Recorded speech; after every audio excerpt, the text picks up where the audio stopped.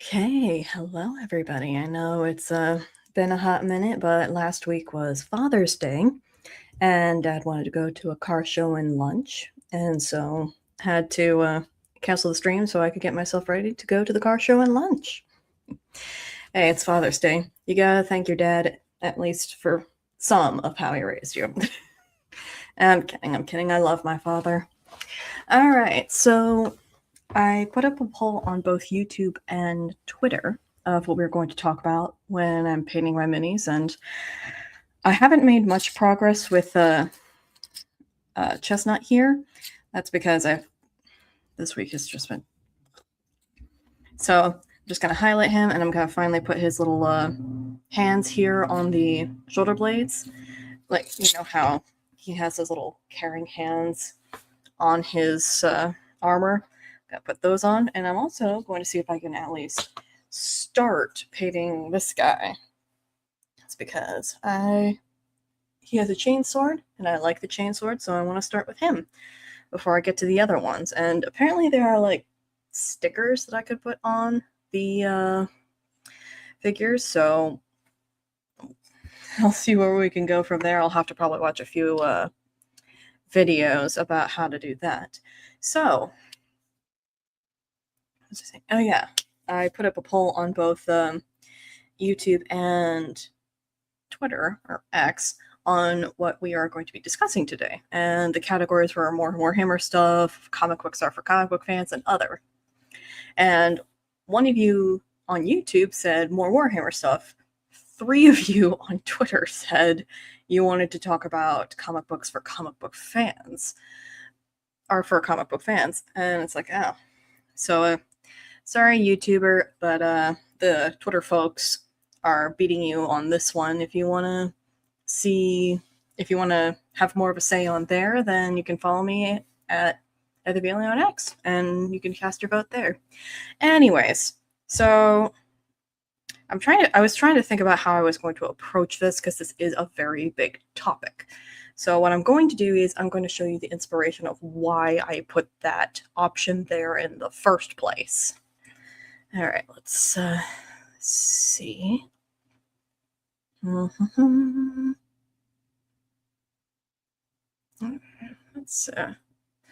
see what I can do. Right there. I'm going to screen share. I'm winging this as I go along. All right, share screen. There we are. Okay, so this is the reason that I was influenced to make this post in the first place. So it was a response post for Alex Ross's little thing saying comics are for everyone. Now this has been parroted for, I want to say, the last 15 years. Like it's been parroted for a while, saying that comic books are for everyone. And my buddy here, Dave Brink, I've been on his podcast a few times. So he says this is factually untrue. I don't understand why comic book people feel the urge to constantly push this lie instead of accepting reality. Like every other hobby and specific interest, comics are not for everyone, and there's absolutely nothing wrong with that. And I agree with it. In fact, I replied with my own personal experience, saying, in my time blogging about comic books, the only people I've convinced to read them are other comic book fans. Normies don't care about them. And that's true, unfortunately. Partially true. I mentioned it a little bit down here, but literally the only 2 people that I know for certain, IRL people, that I've convinced to read comic books are my Pop, and he does this so he could keep up with what I'm doing, and he also wants to support my blog, and my boyfriend, because he loves me, and because Conan, aliens, and all sorts of other cool stuff are in comic books. So it wasn't too hard to convince him to at least start something. But those are pretty much the only two people I've convinced. And I guess as a pride, your pride as a reviewer does take a little bit of a blow, because the entire, like, your job as a reviewer is to convince people, hey, this is good, this is not, and you're trying to direct people into the where the good stuff is. And the idea that people are just not listening to you at all does hurt your pride, but that is generally the truth. And I know that a lot of people don't like this idea that comic books are not for everyone and therefore comic book fans, but it just is what it is. Hold on, I gotta try and bring up a chat here. If I have a chat. Do I have a chat? Bloop.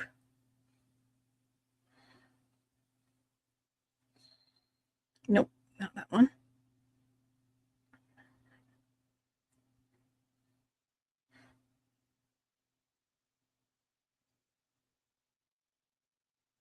There we are.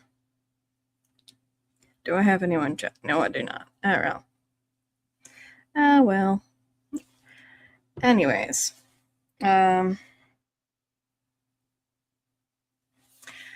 So I'm actually gonna show you guys something.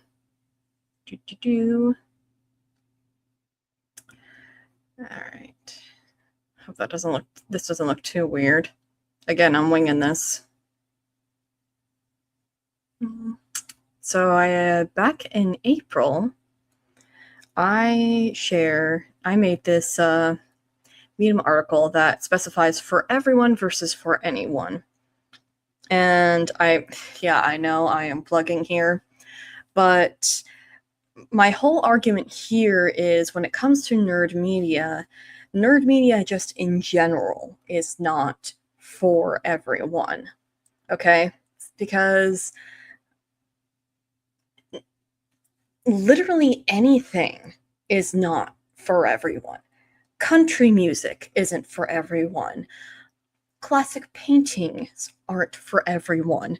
Splunking isn't for everyone. Embroidery isn't for everyone. Like, name a hobby, and I will guarantee you it's not for everyone. That's not the fault of anyone. It's just that's the truth. And it also applies to nerd stuff like comic books. Comic books are for comic book fans. Like, if you like comic books, then you will enjoy the medium in general, and comic books should be catered to the fans who love them. They shouldn't be made for everyone, because not everyone likes comic books, and that is fine. I know the industry is not happy about that, and I've made this point in both this one and a different article that the industry, basically the entire reason that the industry was trying to change nerd stuff to be more mainstream, to be more like normie friendly in the first place, is because in their heads, okay, if we broaden our audience and we make this thing more appealing to more people, then more people will get into this thing, and then it'll become a positive feedback loop where if they like this normie thing that we've made, then they're going to trickle off and they're going to buy the action figures and they're going to buy the comic books and they're going to do this and they're going to do that. And that has not proven the case. A good example is actually Star Wars. So I know a lot of people will argue that Star Wars was made specifically for men, and while it is very much has all the tropes for men, Star Wars was just made to be a cool sci-fi movie. It didn't truly matter who went to go see it, and let's face it, George Lucas at the time, he was not going to be picky about who was going to be watching his movies. So he just made the cool sci-fi movie he wanted to make, which, yes, does typically appeal more to men, but nobody was saying if you're a chick, you can't go see Star Wars, or Star Wars isn't made for this group or that group. No one was even saying that back in the 70s. So, but then Disney comes around and like, oh, we need to make this to be more appealing to women. because the Force is female and we need to make this more like for women. We need to get more women in here. And they started pivoting their stance to make Star Wars more for women. And what that actually ended up happening is it turned not only the old school fans off, but even the new people coming in, because the new people coming in who didn't like Star Wars in the first place was seeing all this and being like, okay, and checked out as soon as they saw the movie, which is their right. If they don't like something, they don't have to stick around and keep supporting it. That is totally their right. But you also pissed off the older fans who didn't like it and who didn't like all these brand new changes. Like, bringing up my dad again, my dad is one of the OG Star Wars fan. He was there when the first movie came out, and he has been following Star Wars for pretty much his entire life. He actually got into trouble because when he took me to see the episode 3, that's the one where, you know, Anakin kills the younglings and he becomes Darth Vader. My mom was pissed at him because he took me to see that movie and I got to witness this violence on screen. Honestly, looking back on it, it wasn't too bad because a few years later I would be watching A Nightmare on Elm Street, and that was way, way, way worse when we're talking about violence. Anyway, he was one of the OG fans, and when he came out of the 9th episode, and I asked him about it, he said, it felt like a movie that was made by people who saw all the Star Wars merchandise and made a movie about the Star Wars merchandise. And it's like, ew. I think the only one of the movies, well, I think he liked episode 7 okay enough. He had his gripes about it, but he liked it okay enough. But as far as like the new Star Wars movies, the only one I think he really liked was Rogue One. I think that was the only one he liked. But anyways, I swear I'm going somewhere with this, guys. I know this is rambling, but this all does lead back to comic books, because when it comes to comic books, like, you can look at something like this and say, okay, that could be for anyone. Because, you know, it's just this specific panel is from the Batman and Captain America story that was released back in the 90s. It's a very fun romp. But they'll look at this and be like, oh, this could be for anyone. And everyone can enjoy this. Everyone can enjoy this. But my point is, everyone who likes comic books in the first place can enjoy this. If someone just doesn't like comic books at all, like at all, for whatever reason, they're not going to like this. Like, they're not. And I was talking to my boyfriend, the big reason he didn't want to get into comic books is because he didn't want to get into what he called cape shit. Like, he actually doesn't like superhero comics. He likes, like, brutal barbarian stories or medieval knight stories, and there are plenty of that in comic books. But I had to specifically find stuff that he would like for him to at least try out comic books. So I guess that means my boyfriend's a normie, but whatever. And I have even tried in the past with people, trying to be like, oh, what genre do you like? Thinking, oh, maybe it's a genre thing, because not everybody's into superhero comic books. And I get it. Not everyone is into superhero comic books. So it's like, well, there's Western comic books, and there's romance comic books, there's sci-fi comic books, there's even comic books made specifically for children, because yes, comic books are not made for specifically children anymore. If anything, comic books kind of gear more towards adults. But it's like, comic books as a medium has so much to offer. But the hurdle that a lot of people just can't get over is the fact it's a comic book. It's a comic book. They don't want to read it because it is a comic book, and they just don't like it. I don't know why they don't like it, but they don't like it. And it's like, okay. So if the problem is that people just don't like the fact that it is a comic book, why is the industry in the first place trying to get these people into comics in the first place? If they just don't like the medium in general, why are we even bothering? Why not focus on the people who do like comic books? Or better yet, the people who like comic books and they know how to get people at least to try certain things instead of just shooting a shot in the dark. All right, so next thing I want to show is actually, again, this is going to be a little bit all over the place, but I'm going somewhere with this. I promise I am going somewhere with this. All right, so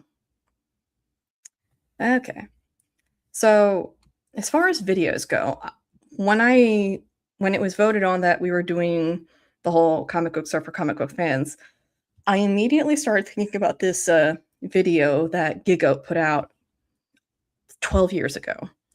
And what he says towards the end, I think, is at the heart of where this problem is coming from in the first place. So we are talking a little bit about anime, but in my opinion, manga is just Japanese comic books. Yes, there's a lot of differences there, but that's just how I always viewed it. All right.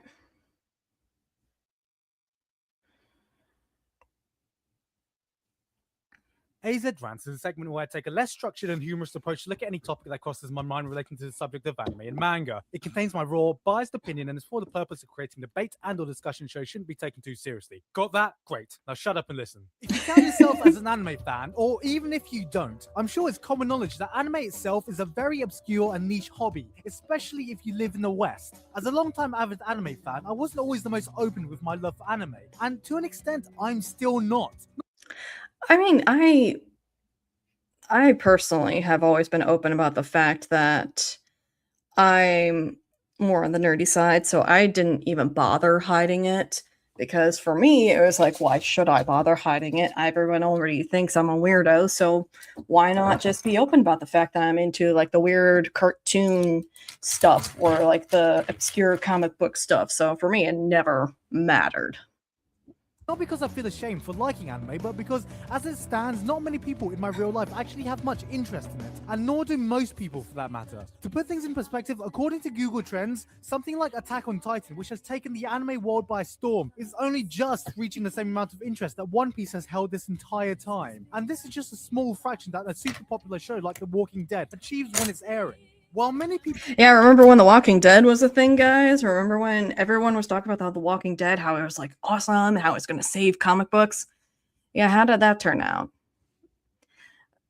Again, it's like just because the show was popular, that doesn't mean people are automatically going to be going to the comic books. People know of anime, those who actually indulge in it are few and far between. But as someone who always tries to promote anime and get as many people into it as possible, I always keep coming back to one question. Does anime as a medium ever stand a chance of becoming mainstream here in the West? Well, yes and no. It's a pretty simple question, but not as simple to answer as many may first think. And to do so will draw from a lot of elements from all my previous rants. But let's start by addressing the biggest issue it has that will stop it from ever being acknowledged by the masses. Animation is simply not a widely accepted medium that can tell a mature story. Why would that matter? Well, which also goes back to comic books too, because like with my boyfriend said, he's not into cape shit. And what is the most popular genre in comic books? Superheroes. So right off the bat, you're going to get people who are not going to be into comic books because most comic books are about superhero stories, and they don't want to read superhero stories. Which again, fine, but then why are we trying to appeal to these people who don't even like this genre in the first place? Let's look at it this way. If we look at the most popular and critically acclaimed shows coming out of the States, you'd see that nearly all of them are garnered towards a mature audience. The Breaking Bads, The Walking Dead, The Game of Thrones, The Dexters, The Mad Men. All these shows are far from child-friendly. And for anime to ever stand a chance of being acknowledged, I believe that it's this huge untapped audience here that will do it. The problem is that to the Western audience, any piece of animation is simply not an option to tell a mature story, being simply shackled to the word cartoon, given the options of either a children's show or an adult comedy. It's a shame because when I look at my critically acclaimed anime, I don't just see its potential compared to other anime. I see Fate Zero as our answer to Game of Thrones, Bakano comparable to Quentin Tarantino movies, High School of the Dead as a response to The Walking Dead. Okay, but seriously. I forgot about this part of the video. Okay. I know that it is a thing in indie comics to talk about how we need to embrace fan service, and we need to embrace the sexy ladies being sexy ladies, but High School of the Dead is actually the prime example I have where too much sexualization can actually kill your product. Because from what I have been told from anime fans, High School of the Dead actually does have some good moments, and it does tell like a pretty compelling story. It's just people can't get past this. They can't get past the Matrix titties. So, and the same thing happened with Spice and Wolf, and there are probably quite a few comic books out there where it could be the most compelling story in the world. It's just it relies so much on fan service. And I actually, when I was searching for an artist for Next Evolution, my comic book, I was asking around for different artists, and RJ from the Fourth Age, he recommended a couple artists to me, and one of the artists clearly had a thing for doing erotica stuff, which is fine, but I did not want Next Evolution to have all that sexualization. I know some of you might argue that that probably would have helped my comic book, but I did not want that. I did not want to give off that impression. So something like this is a prime example for why that wouldn't be all like sex appeal isn't the only way to appeal to an audience, and when you put too much sex appeal, it can sometimes kill your product. Anime has proven itself time and time again that it can tell a mature story, and has arguably some of the best examples of mature animation out there, but in all honesty also has its own childish image to contend with over here. All this roots back to the time of the anime boom in the early 2000s, the time when Pokemon ruled the world. Girls were looking up to their Sailor Moons, and guys were getting hyped on their Dragon Ball Zs. The closest anime ever comes to being mainstream is normally through a 4Kids dub of a children's show, or through a popular shonen, which only further cements the childish image that it's given. Though, let's not forget the other quite big image that it has to deal with. Anime is weird. Yes, it is weird. Even among some of the more toned-down stories we know anime has, it's still buried between the mountains of moe blob otaku pandering shows coming out every season, and the stuff that would raise eyebrows if you even tried to describe the plot of them. Sure, this is part of the reason we love it, but it's even worse for the public eye because to them, that's all that's seemingly out there. All they see when they look at anime is a clique of odd, unsociable nerds watching some bizarre high school girl fetish show, complete with perverse masturbation material with a plot that's pretty much impossible to understand. The public image for anime isn't the greatest, and it's pretty much the same image that hardcore gamers or Star Trek fans had to deal with in the past. And for anime to stand any chance of becoming mainstream, it needs to break out of this preconception the public has of it. And to be honest, I'm not sure if it can yet. Unless we get super lucky and have something like Attack on Titan. I think that's the same thing with superhero comics. Well, comic books in general, I should say, is that if we even want to be for everyone, then we're going to have to we would have to tone down a lot of the things that we like about comic books in the first place. So all of even some of the kookier aspects about comic books we would need to tone down. And a lot of fans don't want to tone it down. they're quite happy with the way comic books are. And yeah, that's great. But then again, it's like if we even have to do that in the first place, then why?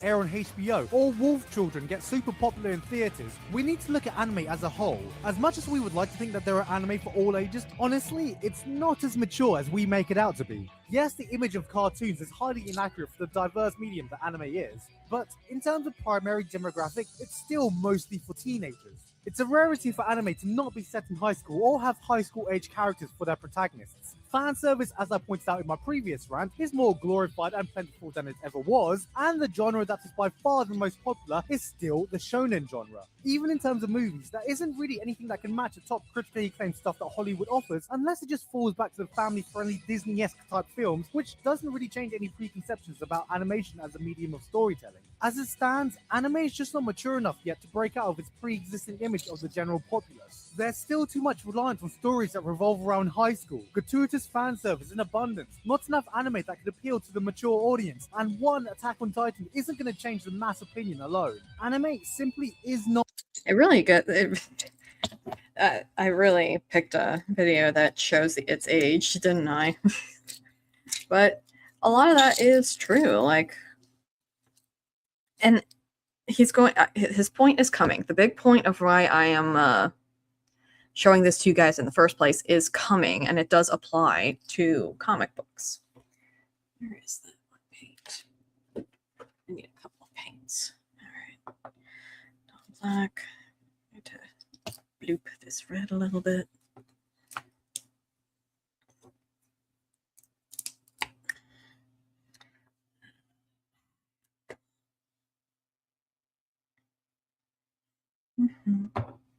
Not ready yet, though that's not to say that it never will be. Recently, there have been snippets of news here and there that hint at a possible future for anime over here. The highly successful Little Witch Academia Kickstarter campaign, which managed to completely obliterate its Kickstarter goals within days, despite the fact that it did so poorly in Japan, they had to cancel live events due to low ticket sales. This follows news of a live-action adaptation for Naoki Urasawa's Monster coming to HBO, along with a Toonami revival that so far has pretty much.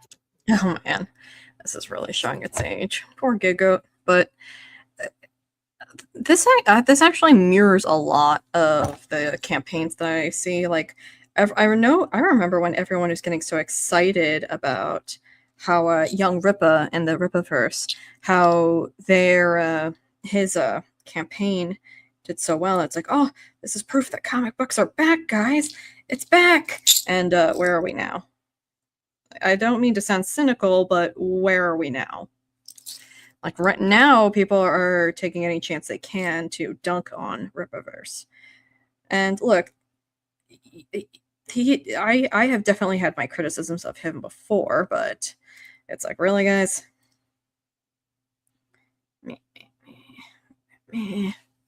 Exceeded all expectations.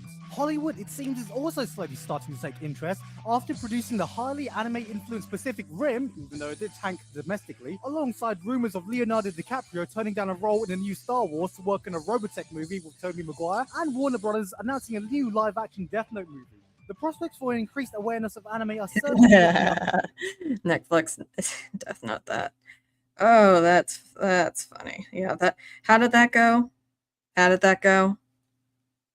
But this actually leads me to my final question. Do we as a fan base actually want anime to become popular and mainstream? There's an irony in my own personal opinion, since I never would have started this YouTube channel if anime was more popular and I had friends to talk about it with. But just think about it for a second. Imagine a place where people stand around water coolers discussing the newest events in Attack on Titan, where you can walk down the streets with a Madoka Magic t-shirt without having to explain that it's a dark and edgy show, where Fox News are debating the controversial violence portrayed in Elfen Lied. The effect of making something mainstream may seem like a simple case of more popularity equals more money equals better stuff, but things don't always work out like that. If we look at another... And that's definitely the attitude that a lot of comic book fans had at the time when comic books were becoming popular. I was there when it happened. And a lot of comic book fans are like, oh, the MCU is bringing so many more people into comic books. This is great. We're going to have all these new people who are into comic books now. And we were excited. Like, do not let the mainstream media try and tell you otherwise. We were excited that this was happening. So by the time the chips were down and we saw what it actually looked like when things became more mainstream, it's like, oh, they're changing everything, because they're not trying to just appeal to comic book fans anymore. They're trying to appeal to everyone. And that means that comic books as a medium was going to lose a lot of its identity, which is something that comic book fans did not want. Another part of nerd culture that's become mainstream, gaming, we see that the popularity spike didn't mean that independent artists were allowed more creative freedom to do what they wanted, but instead we now see the control of select multi-billion mega corporations funding the same gritty, realistic war shooters every year to fit within their business models, while arguably the majority of the creative stuff is coming from the little guys. Sure, there's still some great stuff coming out, but what kind of change would anime see if it were to become popular? Right now, we are a cult, a niche fan base within an already niche part of geek culture. And while there are plenty of plus sides to finding out that our strange little hobby has suddenly exploded in popularity and is now understood by the masses, we would lose the uniqueness we shared when this was just some obscure little thing that was only appreciated by other people like you. Yes, it's filled with strange archetypes and tropes that put other people off, but it's these characteristics that we all love about anime. As much as I complain about the cliches and tropes of anime sometimes, if I stay away from it for too long, I secretly crave it. I want my tsunderes, my insane shonen power-ups, my short high school skirts. And while it may be great for the medium we love to be acknowledged by the masses, is it worth it at a cost of watering down these characteristics that drew us to the medium in the first place? Would it change a lot from the thing that we know and love at this? And that was the biggest complaint that a lot of old school fans had about when all the changes started happening to comic books, because all of a sudden the fights have been replaced by people just talking, or people just chowing down on like a sandwich or something while they're like trying to work things out. It's been replaced by stupid, ridiculous, I'm trying to think of it at the top of my head, but like lectures, basically. It's been turned into a soapbox. It's been turned into so many different things. And it's not the same that it used to be. Even with genres outside of superheroes, it's not the same anymore. Comic books have been turned more into like either like a therapy session, or like some sort of way to get like a certain message out, because it's important for us to talk about these certain issues. And it's not comic books anymore. Like yes, comics have always had their time where they were talking about like the World War II comic books, where uh they were trying to propagandize about like the Japanese and the Germans and the Italians and blah blah blah blah blah. But nowadays the propaganda is very, very different, and a lot of people don't like that. So yeah, we're getting more popular, but we're also being forcibly changed into something that we're not. And it's like, okay, is this popularity even worth it anymore? Because we're being changed so much. Moments, and would the fan base we're in now change from the people in this little corner of geekdom we're all connected with? So I'm asking you guys now, do you want anime to become mainstream? Leave a comment or video response for your chance to get featured in my next rant. Anyway, that's it for me now though, so with your response. And it's actually become sort of like a diss, or I don't know if insult is the correct word here. Come on. Come on. I'm done. Dismiss. I want to go down. Thank you. Or it's become like a kind of a diss saying, I hope that your fandom becomes popular, or I hope that your show becomes popular, as like a diss. And the reason it's considered a diss is because that's what tends to happen. It gets more popular and all these people are interested in it, and then there's this need to change the show to be something that it's not, which quite a few people are not happy about. All right, so let's where is how do I get my channel. I would like to go to my watch later list, please. Where is it? Watch later. There we are. Okay. So yeah, I had a few Warhammer 40k videos because I thought when looking at the YouTube poll, oh, people want more Warhammer stuff. And then I looked at the Twitter poll and it's like, oh, people want this. Okay. So this is 4 years ago. It's a Gundam talking about why comic books are dying. And it's going to give a couple examples of what changes happened in comic books and why a lot of old school comic book fans were turning away from comic books in the first place.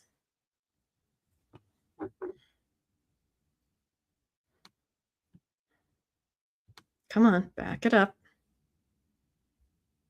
Diamond is it. That's how you get your comic book. That's right. This was right around when Diamond first crumpled up into a ball and crawled under the desk crying during the pandemic. Oh my god, this is an old video.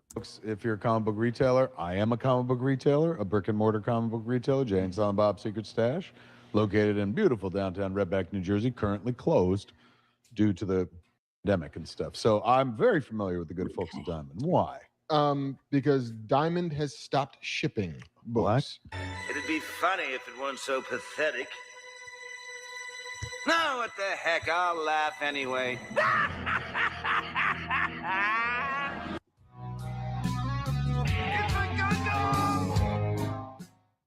The Western comic book industry, what was once a mighty medium with amazing characters and crazy levels of storytelling and creativity, is now a shallow husk of its former glory. It's barely able to keep downwind of manga, which is sprinting off into the distance, collecting all the monies. But the comic book industry isn't as fleet-footed as it once was. In fact, it's about as athletic as an asthmatic hen named Gordon. The comic book industry has been turning for the worse ever since, I'd say, the early 2000s or the 2010s. And it's only gotten progressively worse. With the popularity of the MCU movies, longtime fans were attacked on Twitter for being bigoted and toxic, sexist. Oh yeah, that was another thing that was talking about how the old school fans, the reason that they don't like this is because they're a bunch of bigots, and they don't like that these new changes were happening. It's like, okay. Speaking as someone who I started comic books when I was very little, but then I discovered manga, and then I got into manga, and then I had to get back, and then I got back into comic books.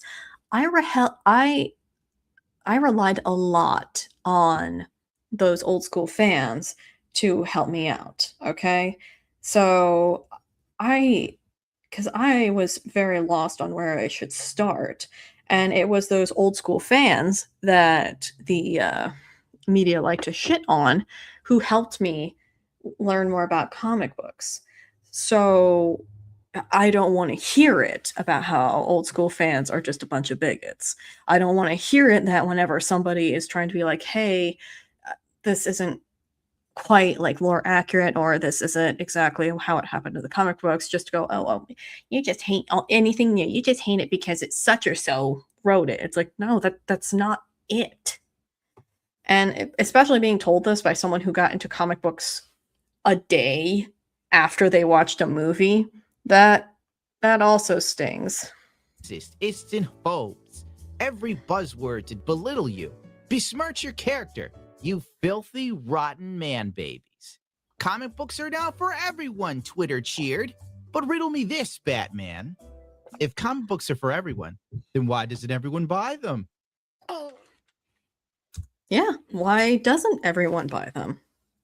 I mean, if they truly, truly, truly are for everyone, then that means everyone would be getting in line to buy them, wouldn't it?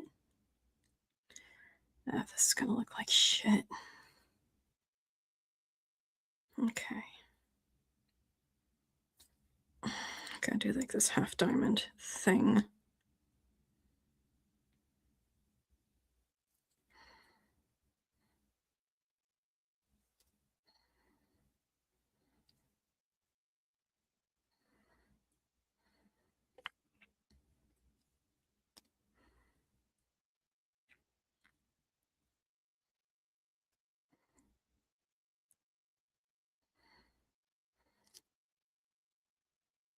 Oh my god, that looks like shit.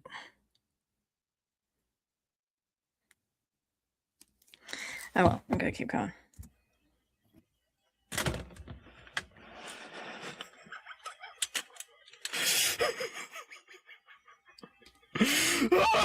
Now, don't get me wrong and misconstrue this. Comic books have always been for everyone. It's been one of the few mediums throughout history. They've been for anyone. A little correction there. They've been for anyone. Not for everyone. For anyone. That was, in my opinion, inclusive and open to anyone who was interested in them.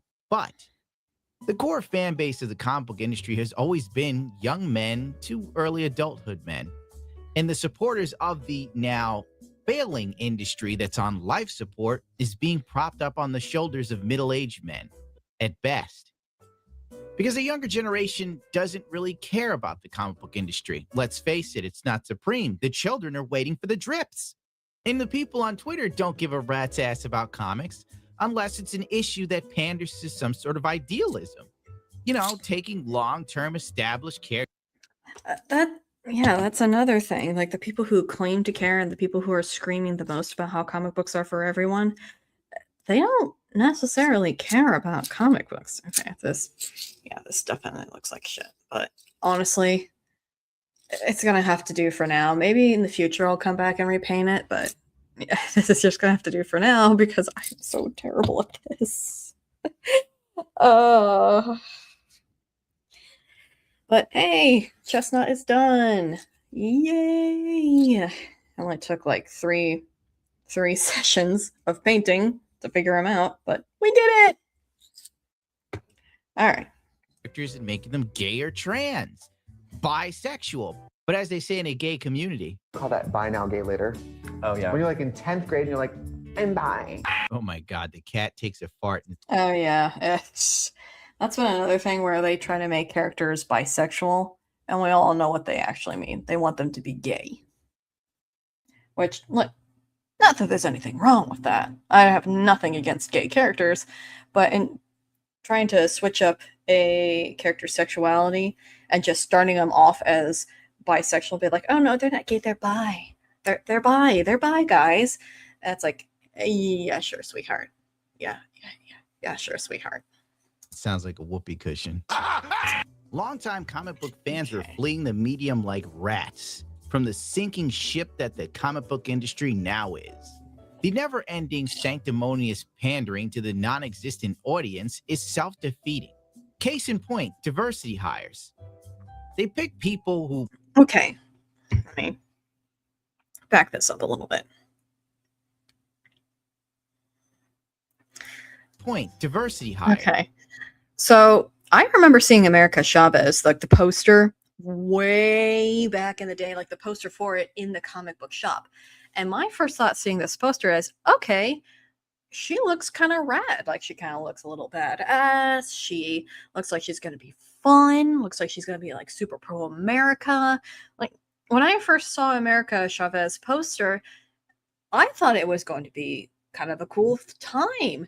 And then I saw some of the panels from the comic book, and it's like, oh, this is not good. This is actually kind of crap. And it's such a wasted potential because she looks like a cool, fun character. So what the hell happened? They pick people who put out books that are quickly forgotten. Oh yeah, remember when Zoe Quinn wrote a comic book, guys? Remember when Zoe Quinn, the chick who's famous for being the entire reason that the gaming community exploded, she wrote a comic book? Remember when that happened? Comics, as I recall. Is that right? Vertigo. That's correct. Yeah, DC Comics did this. This got into comic book stores. This was everything, and that's all that it could sell, even with that. There's just not a market for this stuff. There's not a market for these grifters.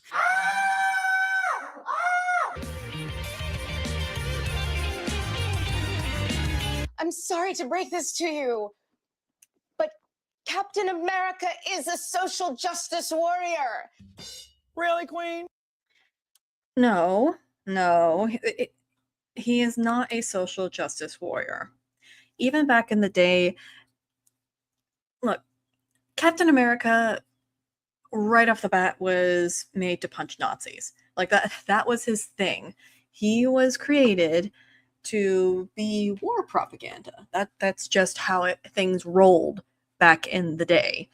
And then he retroactively became more of like on the Avengers, and then they started adding more social issues because that's when the comic book writers started to wanting to insert their opinions about things into stuff.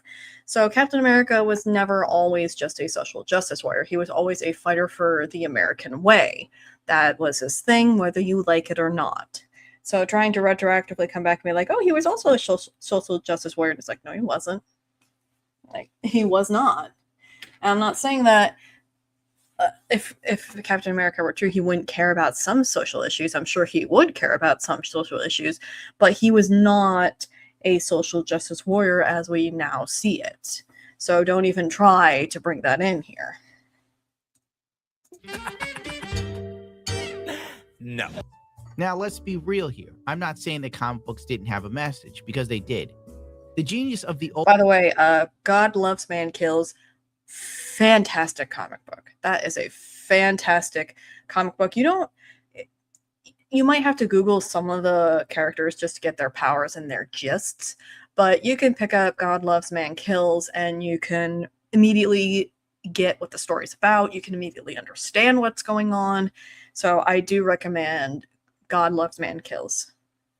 So yeah, there you go. Old guard was this: they never beat you over the head with the message that they were trying to convey to you, nor was it the focus of the book itself.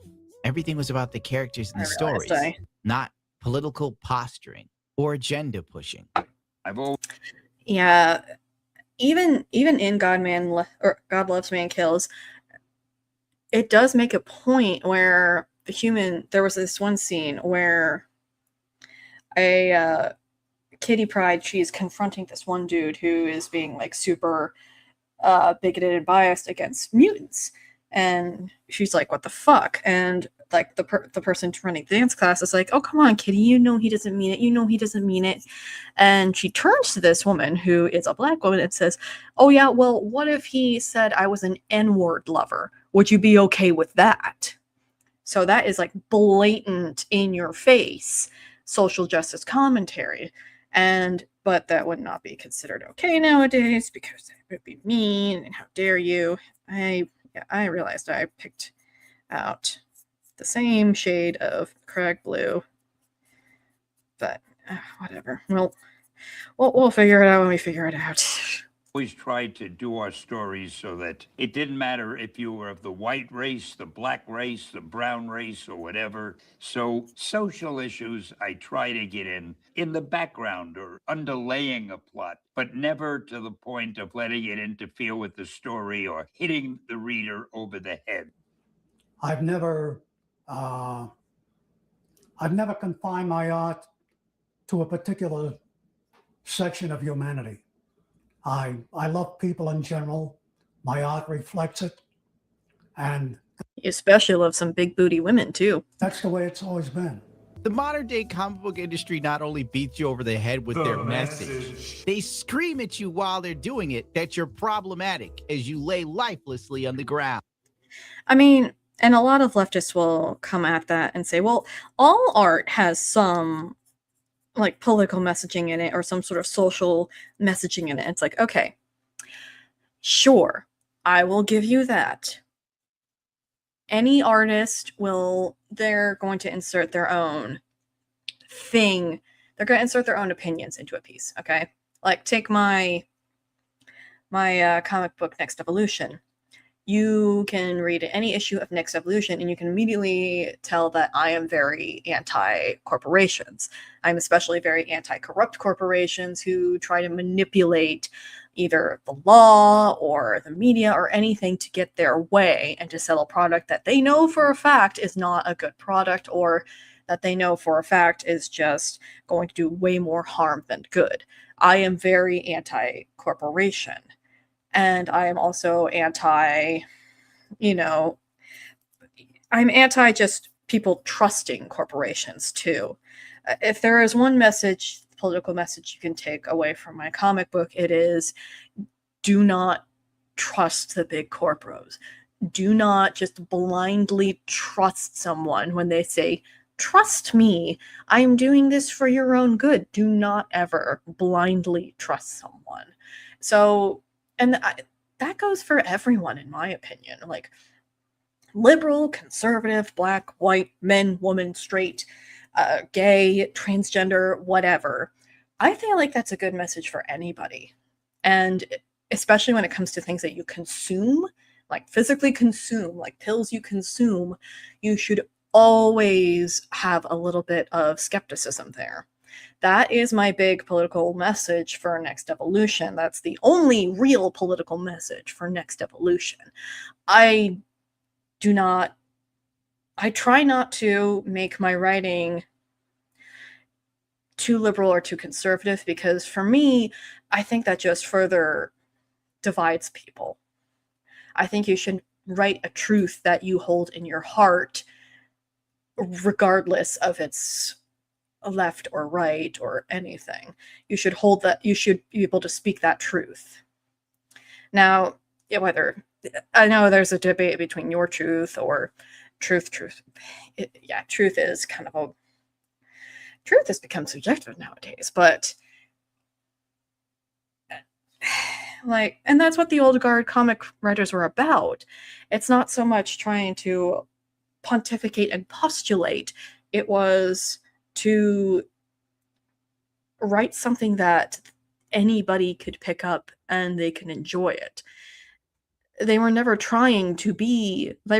aiming to be social justice. They were never trying to aim to be even normie. They just wanted to write the story they wanted to write within their medium and make it so that anybody could pick it up and enjoy it.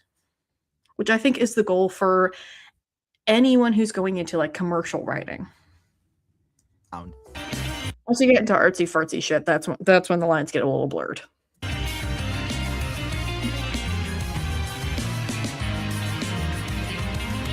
Make Kate Bishop gay, you cowards! Ooh. Arcane's fandom is made by gays and for the gays. Oh my God! You go girl! V and Caitlin's queer romance has helped form a truly special fandom around Arcane because gay and straight people suck. Can I have more representation now, Bobby? Vidi Ayala? Is that her name? Her X-Men comic run comes to mind. You have a bargain bin ripoff of established X-Men characters, Children of the Atom, where it's just basically a fan fiction where the X-Men have sidekicks and some of them are gay or something, and they're like TikTokers and all this other crap. It's like the most garbage thing ever. Oh, you also have the X-Men that are eco-terrorists. I like saw one clip where I guess the bags were left in the ocean and I think a dolphin died. So then like some mutants went to like a store and just killed a guy randomly. Yeah, it's like, really? You're going to use... again, yes, comic books have been used for propaganda before. It's been done before. But it wasn't so, like... spiteful, I want to say the word is. It wasn't so like, we hate a specific group, or we hate you if you do this, or blah blah blah blah blah.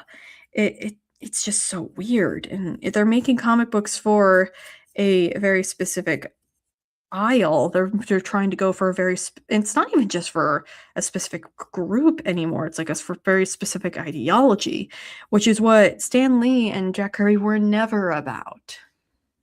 Gay Superman protesting global warming. The one dude who could do something about global warming would rather protest with his Asian boyfriend. Yeah, considering all the crap that Superman is capable of, it's like you're just gonna have Superboy just protest? Like, you know he could do like a crap ton of crap, right? Especially old Superman. Old Superman had all sorts of wacky powers. Sounds like a gay thing to do to me. So basically, it is on brand. Wait a minute. There's no plan B. This proves the guy who's writing Superman right now doesn't pay attention to continuity. I guess he's never heard of Crisis on Infinite Earths. Well, okay, this is a thing with Gundam is I believe Crisis on Infinite Earths has been retroactively like undone. Okay, so a little bit of comic book history. The entire reason why Crisis on Infinite Earths happened in the first place was because the heads at DC at the time they realized a bit of a problem because they had Earth 1, Earth 2, all these different worlds. And the reason they had those different worlds is because at that time, DC had, well, it was before that time, DC was more or less acquiring smaller presses. And instead of just integrating it back into like the DC universe proper, they just left them as their own little worlds. That's why when you look back at some of the older comics and you look at like the first JLA issue, you'll be like, wait, where's this character and that character? And it's because, okay, for this specific world, this is the JLA in this specific world. And we didn't get the JLA with all of these characters until later, after Crisis.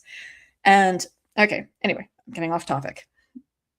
Anyways, so they have this problem where they have all these different worlds and it's causing some continuity issues. And I remember the writer for Crisis, Wolfman, he was his big aha moment was he was answering some fan letters and he was asked about Green Lantern, and the guy's like, wait, you said such and such about Green Lantern in this issue, but then in this issue you're saying da da da, and it was like the two different Green Lanterns. And so we have this problem where we have all these worlds. It's causing a bit of confusion with our readers, so they had the bright idea, okay, let's just combine all of the worlds. Let's just combine all of the worlds that we have acquired, and then we could just make it one timeline, and we don't have to worry about all these continuity things anymore.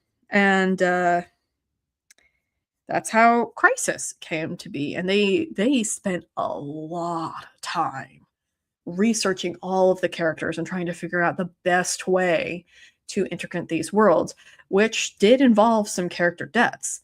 Most infamously in Crisis, you got the death of Barry Allen as the Flash, and that's when Wally West took up the mantle as the Flash. So lots of deaths happened. They did their best to integrate everything into one, and depending on which reader you ask, that was a good or bad thing.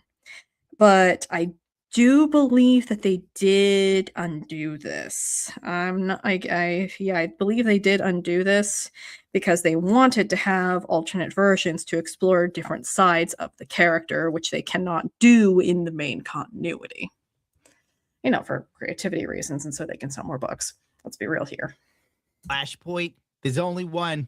There's no plan B. Even though there's infinite Earths, no plan B. And gay Aquaman in the background, like that escaped me until I looked again. I'm like, God, everybody's gay. Okay, it does make sense for Aquaman to care about the environment. I will say that. It does make sense for Aquaman to care because he lives in the frickin' ocean.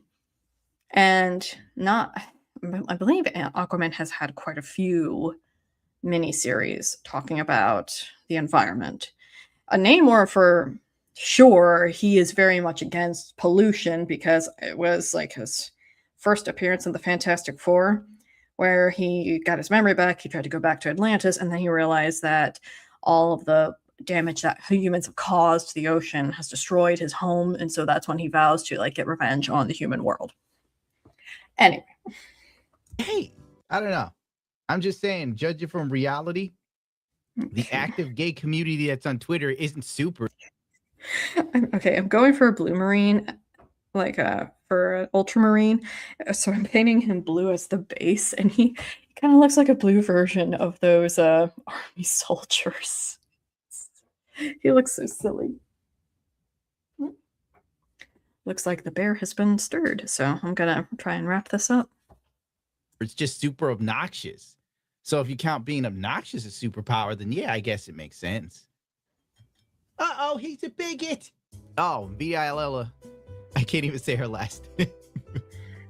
But Villa also did like Nubia and the Amazons. It basically retcons the whole Amazon island in DC Comics because Nubia is trans. And it's like, you know, no men can set foot on Themyscira. And even if you look at the...